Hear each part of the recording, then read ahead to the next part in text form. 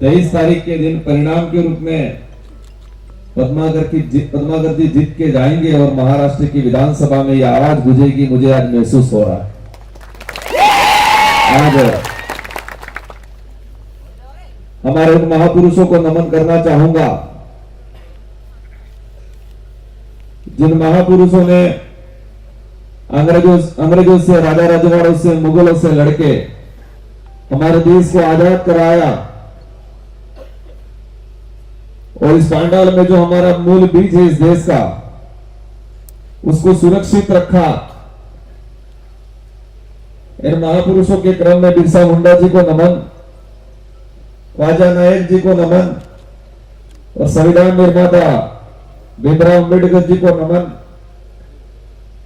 यहाँ की हमारी कुल देवी यामा मोगलमताई को मैं नमन करना चाहूंगा और इस इलाके में नशा मुक्ति को लेके, समाज सुधार को लेके गुलाम बाबा को भी नमन करना चाहूंगा और उनके नेतृत्व में जो आंदोलन हुआ था और उस समय जो अत्याचार हुआ, 1400 आदिवासी मारे गए, उनको भी मैं नमन करना चाहूंगा। साथियों, ये ऐसा मंच है, मैं जो समझता हूं कि ये जो हो रहा है आज कुदरत की मेहरबानी से हो रहा है। ये जो कारवा बढ़ रहा है, ये जो बाप नाम आया, ये जो भारत आदिवासी पार्टी बनी, ये हमारे पूर्वजों की ताकत है। हमारे महापुरुषों का जो अधूरा सपना था, उस अधूरे सपने को साकार करने के लिए ये पार्टी बनी। उसी पार्टी के मंच पे हमारे विराजमान मेरे साथी उमेश जी आमदार, हमारे वहां कहते हैं विशेष करके विधायक या एमएलए, पूर्व मिनिस्टर रहे, अक्कलकुआ विधानसभा से 10 साल आपकी सेवा की और आज भारत आदिवासी पार्टी के प्रत्याशी पद्माकर जी वल्लवी और इस मंच पे उनकी बेटी जो जानकारी मिली यहाँ पर जिला पंचायत के प्रेसिडेंट रहे, हमारी नारी शक्ति मंच पे विराजमान समस्त पार्टी पदाधिकारी और इस पांडाल में विराजमान आदिवासी समुदाय, साथ ही एससी, माइनॉरिटी, ओबीसी से पहुंचे हुए सारे वडील, युवा साथी, हमारी माताएं बहनें, इतिहास के पन्नों में अगर हम जाते हैं तो जो क्रांतियां हुई है, जो परिवर्तन आया है, उसमें युवाओं का सबसे बड़ा योगदान। और आज इस पांडाल में भी अगर मैं देखता हूं तो युवाओं का ज्यादा हुजूम उमड़ा है, ऐसा लग रहा है। युवाओं के अंदर जोश जुनून है और यही पांडाल, यही सभा आज से 20 साल आगे, 20-25 साल आगे महाराष्ट्र का इतिहास के पन्नों पे लिखा जाएगा कि एक पार्टी आई थी, शुरुआत किया, कांग्रेस बीजेपी के दूसरे लोग देखते थे, हंसते थे, कहते थे क्या होगा, छोटी सी पार्टी है, यहां पर तो महाराष्ट्र में कोई नहीं है, क्या होगा ये सोचते हैं। उन्हीं के बच्चे आने वाले 25 साल बाद पढ़ेंगे इस पांडाल से, इस जगह से, अक्कलकुआ से क्रांति शुरू हुई और पूरे महाराष्ट्र में, पूरे देश के अंदर एक हुजूम उमड़ा। अभी तो जाएंगे महाराष्ट्र से, मुझे उम्मीद है जिस तरह से ये मैं कल नासिक के अंदर भी कार्यक्रम करके आया, नवापुर में भी कार्यक्रम है, उम्मीद है महाराष्ट्र की जनता भारत आदिवासी पार्टी के 2 से 3 विधायक चुन के भेजेगी, आमदार चुन के भेजेगी। जब हम आ रहे थे, कई जने देख रहे होंगे, कई लोगों ने हमको टीवी पे या सोशल मीडिया पे देखा होगा, कई साथियों ने, बड़े बुजुर्गों ने देखा भी नहीं होगा। कल भी हम गए थे, वहां चर्चा कर रहे थे कि ये बच्चे बच्चे हैं। एक साथी ने कह दिया था कॉलेज से निकल के आए। हम मन ही मन कह रहे थे कि हमने ऐसा रगड़ा निकाला है, ऐसा रगड़ा निकाला है कि कांग्रेस बीजेपी को डूंगरपुर राजस्थान में एक कर दिया, ऐसा रगड़ा निकाला है।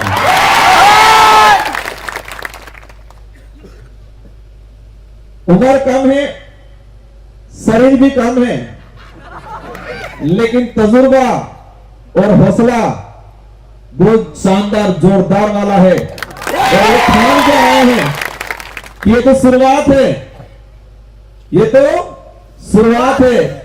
आने वाले समय में ये राजकुमार जैसे जैसे हजारों राजकुमार इस महाराष्ट्र की धरती को पैदा करके जाएंगे। मेरे 84 की जनता को याद करना चाहूंगा, जिन्होंने मुझे 2 बार आमदार बनाया है, 2 बार, और ये तीसरी बार मुझे सांसद बनाया है डूंगरपुर बांसवाड़ा की जनता ने, और ऐसे ही मामूली ने बनाया है। 2023 के अंदर जब मैं सेकंड बार आमदार बना, राजस्थान में 200 सीटें हैं, 200 में से हाईएस्ट लीड से 70,000 की लीड से जिताया था मेरी सभा की जनता ने। और लोकसभा की तो बात ही अलग है। एक दिग्गज नेता थे, भाजपा के पास ऐसी एक मशीन है, उस मशीन में जो भी जाता है वो धुल जाता है। Washing machine. तो हमारे कांग्रेस के बड़े दिग्गज नेता थे, वो वहां से चुनाव लड़े लोकसभा का, और परिणाम आने के बाद पूरे देश में 2 लोकसभा की चर्चा थी, एक तो अयोध्या की और एक बांसवाड़ा की। बांसवाड़ा की इसलिए थी कि पूरे लोकसभा चुनाव में मोदी जी का सबसे विवादित भाषण अगर रहा था तो बांसवाड़ा से रहा था, मेरी सीट से। सबसे लंबा भाषण 45 मिनट तक भाषण दिया था मोदी जी ने, लेकिन जनता ने इतना रगड़ा निकाला कि मुझे 2,47,000 से जिता के भेज दिया। भारत आदिवासी पार्टी ऐसी पार्टी एक सबसे कम समय में सबसे अधिक ग्रोथ किया है। 1 साल हुआ है अभी, सितंबर 2023 के अंदर इसका निर्माण हुआ, स्थापना हुई, और 1 साल के अंदर राजस्थान में 3 विधायक, एक मध्य प्रदेश में विधायक जो आपके आमदार और मुझे खासदार बनाया, और आज से महाराष्ट्र की धरती से भी पटनाकर जी बनली और अन्य साथी चुन के जाएंगे। सबसे कम समय में सबसे अधिक ग्रोथ करने वाली पार्टी रही। साथियों, वल्लभी साहब को मैं कहना चाहूंगा, जब हमने शुरुआत की थी हमारे पास न कोई वार्ड पंच भी नहीं था, हमारी पार्टी से कोई वार्ड पंच भी नहीं था। लोग हंसते थे कि उनके आगे पीछे कोई नहीं है, इनका न तो कोई विधायक है, न कोई आमदार है, न कोई खासदार है, न कोई सरपंच है, न कोई वार्ड पंच है। आप तो बहुत सारी संख्या में हो, हम गिने चुने इकट्ठे होते थे, लेकिन एक के अंदर इतना दम था 1000 के बराबर। एक युवा के अंदर इतना दम था 1000 के बराबर। और मैं आपसे उम्मीद करना चाहूंगा, इस भंडार में जो बैठे हैं, अपने आप में विचार करें, अपने आप में सोचे, मैं अकेला नहीं। आप अपने आप में सोचे कि मैं अकेला नहीं, मेरा एक वोट नहीं, मैं आज से जाऊंगा उठ के अपने घरों में, अपने परिवार में, अपने गांव में आपके जैसे जैसे 1000 आदमी तैयार करोगे, और आप यहां जो पांडाल में बैठे हो, एक व्यक्ति 1000 वोट तैयार करेगा। ये आज ठान के जाना है आपको। सोचना पड़ता है, ठानना पड़ता है। कोई भी मंजिल दूर नहीं है, कोई भी काम बड़ा नहीं है, बस ठानना पड़ता है। आज ठान के जाना है आपको। मैं जिस विधानसभा से आमदार का पद खाली करके सांसद बना था, अभी उपचुनाव हुए, 13 तारीख को चुनाव करके आए हम। पूरी सरकार लगी है, सारा सिस्टम लगाया, लेकिन हमारे साथ युवा है, और ये युवा जोरदार फटका मारता है, तो इसलिए मेरा भी गला थोड़ा बैठ गया। रेगुलर 20 दिन हमने और आपके लिए खुशखबरी है कि 23 तारीख को राजस्थान से 2 आमदार और बनेंगे, एक तो मेरी जगह वाला और एक दूसरे उपचुनाव वाला।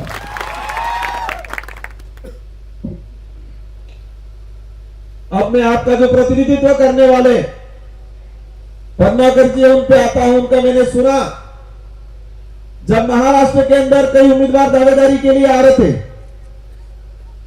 कई उम्मीदवार दावेदारी के लिए आ रहे थे,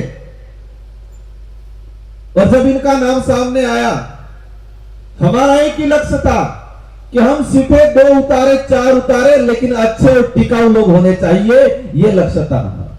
जब इनका नाम आया, मैं आज खुल के बताना चाहूंगा, जानकारी मिली 2 बार 3 बार एमएलए रहे, मिनिस्टर रहे, तो हमारे दिमाग में अलग आया नहीं यार कैसे होंगे, लेकिन सच्चाई जानी, पता चला कि 3 बार विधायक रहे, 1 बार मिनिस्टर रहे हैं, फिर भी इनके पास कोई ज्यादा पैसा नहीं है। ये बात हमको अच्छी लगी, क्योंकि जिसके पास पैसा ज्यादा है उसने सरकार समाज का भला नहीं किया होगा। हमें जानकारी मिली 3 बार विधायक रहे, मिनिस्टर रहे, लेकिन उन्होंने पैसा इकट्ठा नहीं किया है, जनता की सेवा की है। कुछ समय भाजपा का ज्वाइन किया था, लेकिन भाजपा ने महाराष्ट्र के आदिवासियों के साथ अन्याय करने का जो काम शुरू किया, बोगस आदिवासियों को आपके साथ सम्मिलित करने का, आपका हक मारने का, लाने का काम किया, उस पार्टी को उसी दौरान लात मार दी। ये बात अच्छी लगी। क्यों छोड़ी वो? क्योंकि आपके हक खाने वाले लोग ला रहे थे, बोगस आदिवासियों के सम्मिलित करके आपके आने वाले भविष्य का गला घोटने का काम कर रही थी भाजपा। उस बात से उन्होंने ठुकरा दिया और उन्होंने कहा कि हम समाज के साथ अन्याय नहीं होने देंगे। ये बात अच्छी लगी। जब जानकारी मिली ये युवाओं के आंदोलन लड़ते थे, आदिवासी समुदाय की जल जंगल जमीन की लड़ाई लड़ी, आरक्षण की लड़ाई लड़ी, इनका बैकग्राउंड जाना हमने तो बहुत शानदार लगा। हमने कहा आगे पीछे कुछ नहीं सोचना है, हमारी पार्टी से यही चुनाव लड़ेंगे, ये ठान लिया था। और मैं आपको आश्वासन दिलाना चाहूंगा उनकी तरफ से, ये आपके साथ कभी धोखा नहीं करेंगे। मुझे उम्मीद है कि आपकी भावना के अनुरूप बंबई की विधानसभा में बात रखेंगे। आपके साथ आने वाले भविष्य में कोई भी अत्याचार करेगा उसके आगे खड़े रहेंगे। और ये जो नर्मदा तापी का जो परियोजना चला रहे जिससे हमारे आदिवासी समुदाय को विस्थापित किया जाएगा, उसकी लड़ाई में सबसे आगे ये खड़े रहेंगे, आप निश्चित हैं। कांग्रेस के लोग लड़ रहे हैं, आज निर्दलीय लड़ रहे हैं, बीजेपी के लोग लड़ रहे हैं। यहां पर क्या भाषण देते हैं मुझे नहीं पता, लेकिन हमारे उधर क्या भाषण देते हैं कि कांग्रेस आई उसने गेहूं फ्री कराया, ये बोलते हैं। रोजगार गारंटी की बात करते होंगे, निःशुल्क शिक्षा की बात करते होंगे, लेकिन आपकी जानकारी के लिए बता दूं, जो लोग कहते हैं छोटी पार्टियां क्या करेगी, अगर ये छोटी पार्टियां नहीं होती तो इस देश के अंदर रोजगार गारंटी कानून नहीं आया होता।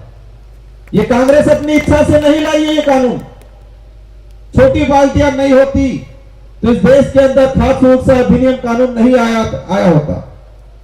फॉरेस्ट राइट एक्ट, वन अधिकार अधिनियम कानून, अगर छोटी पार्टियां नहीं होती तो वन अधिकार अधिनियम कानून नहीं आया होता। सूचना का अधिकार अधिनियम इन छोटी पार्टियों की मेहरबानी है।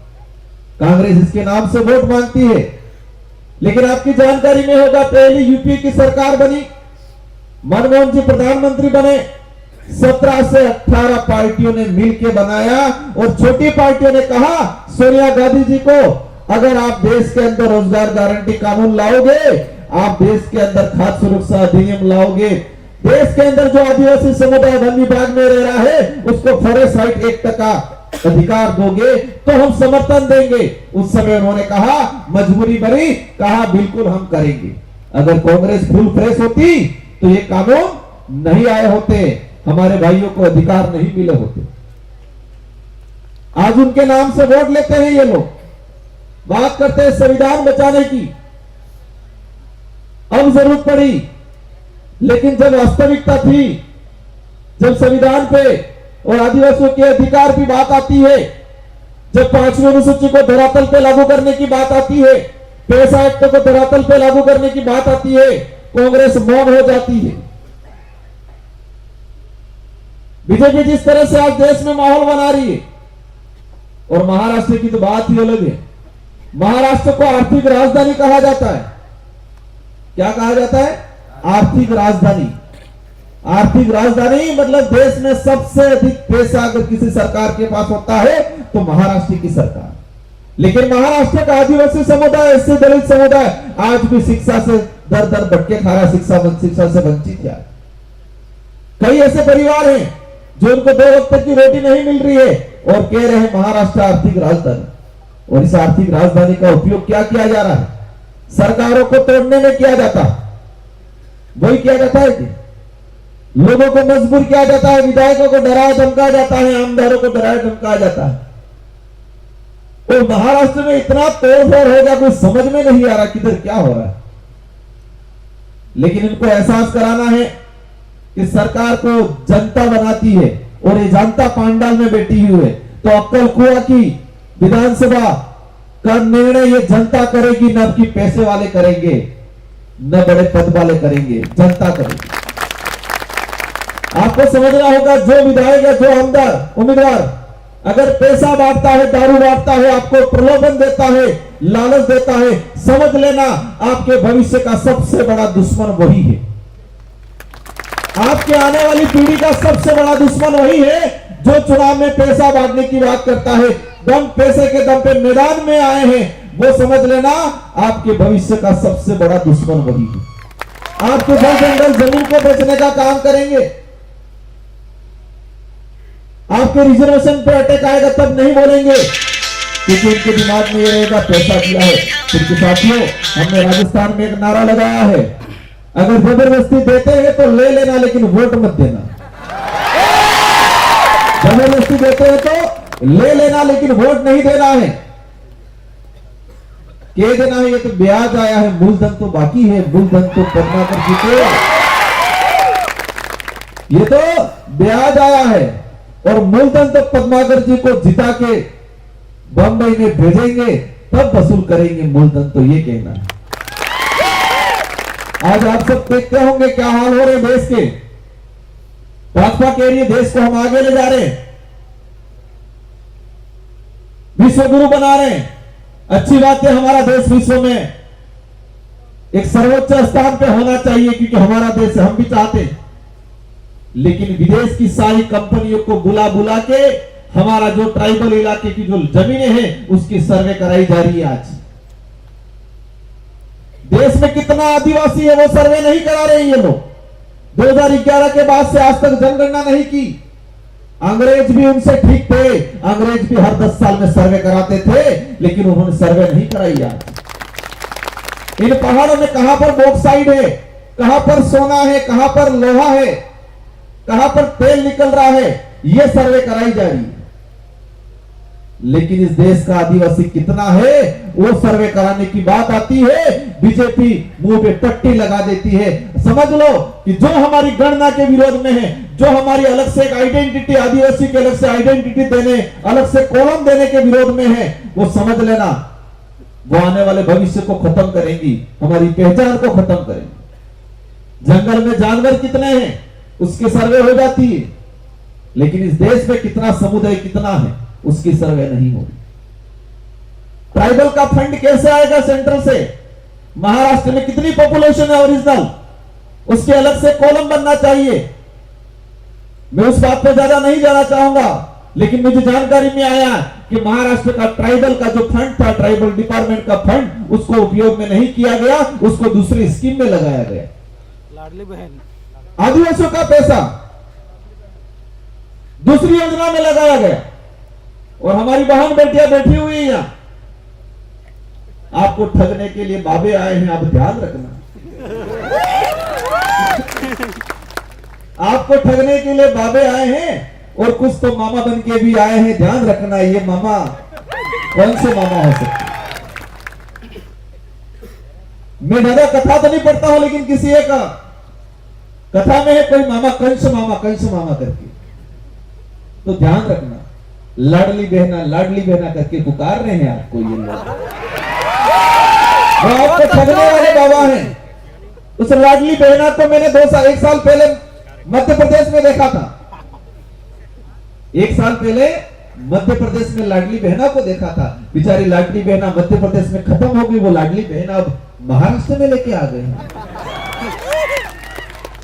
आपके बच्चों की छात्रवृत्ति नहीं आई है, 2-3 साल होने आगे होंगे। आपके बच्चों का रिजर्वेशन खत्म कर रहे हैं। आप जिस जमीन पे बैठे हो उसका पट्टा नहीं दे रहे हैं। आपकी आइडेंटिटी खत्म कर रहे हैं, और लाडली बहना के नाम से हमारी बहन बेटियों को ठगने के लिए बाबा बन के आ रहे हैं। मैं गया था मध्य प्रदेश में अभी, हमारी लाडली बहना सारी दुखी है।